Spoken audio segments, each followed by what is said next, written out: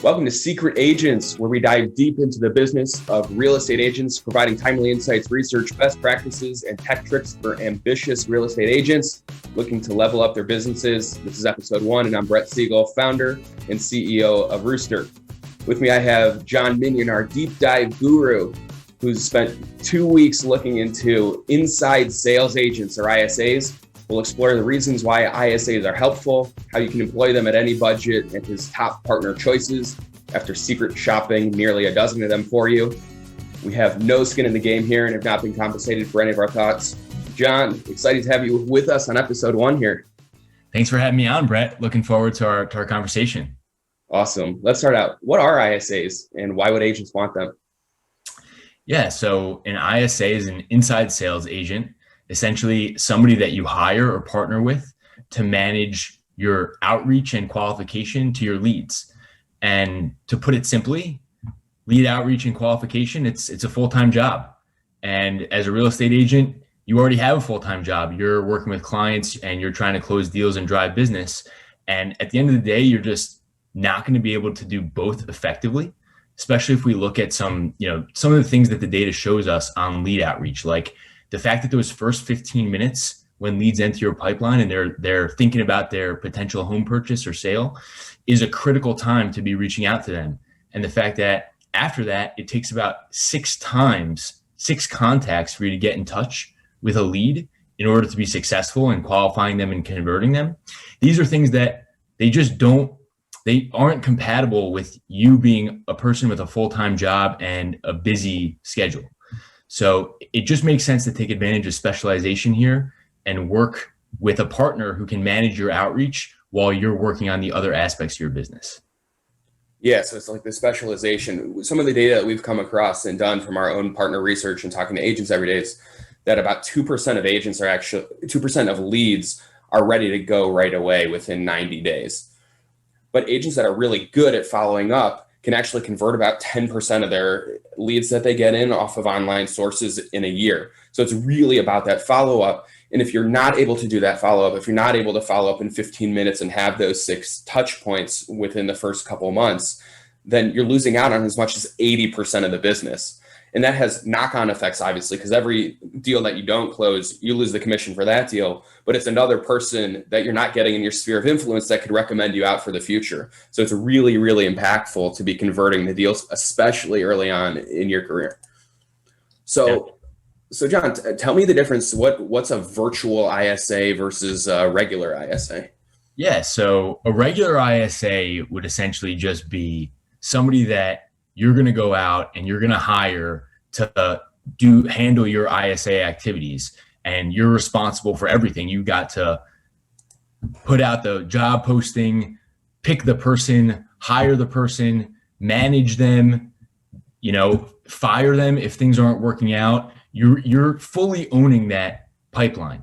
Whereas a virtual ISA would basically be not somebody who's who works with you in your office, but rather you're working with a company who handles all those things for you. They're dealing with structuring the program. They're dealing with management on an ongoing basis. And all you're essentially doing is contracting with that company, and they provide all the ISA services. There are a few different categories of service types that different companies provide.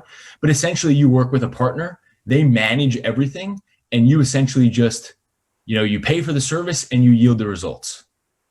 Awesome. And so you mentioned there's a few different types of ISAs. What are the options for you? Yeah, sure. So, a few different categories that this breaks down into. So the first is sort of a clean delineation between having the type of relationship that's like that employee-employer relationship where, let's say, a company might, they might find somebody and manage some basic training, but at the end of the day, they're essentially providing you with an employee who is sort of going to be working for you, let's say that 40, 45 hours a week. And it's similar to the arrangement that you would have if you hired somebody. You've got your daily window that they work for you, and you can sort of customize to a large extent what they're going to be doing and how they're going to be doing it. That's sort of one end of the spectrum. The other end would be a full scale sort of really more you're hiring a service where there's a team of people on the other end, more in a call center type fashion. They're usually working a wider range of hours. They're often on around the clock, and they're focusing much more on speed in terms of getting to your leads as soon as they come in, whenever they come in. The trade-off that you have to make with them is that it's going to be less customizable. So it's less like having your own employee and more like, you have this service that you use that's pretty much templated, but you have the advantage of speed and coverage.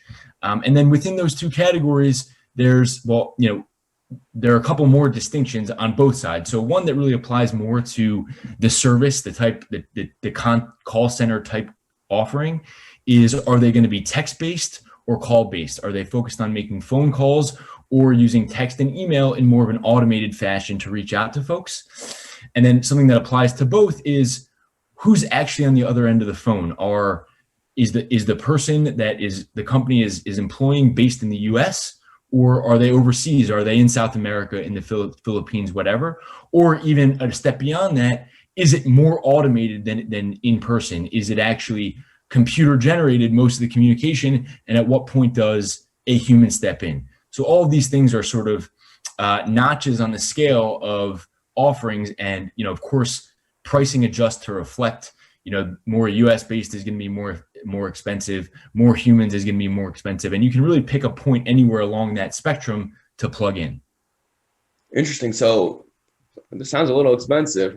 Talk to me about the range of pricing available, and is it affordable for the average agent?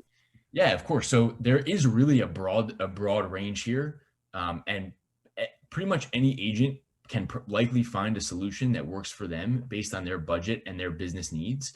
So some of those different characteristics that I was mentioning, if you're looking to optimize for cost, you'll probably look for something that maybe relies more on offshore resources versus US-based resources, or uses more automation, requires less human touch.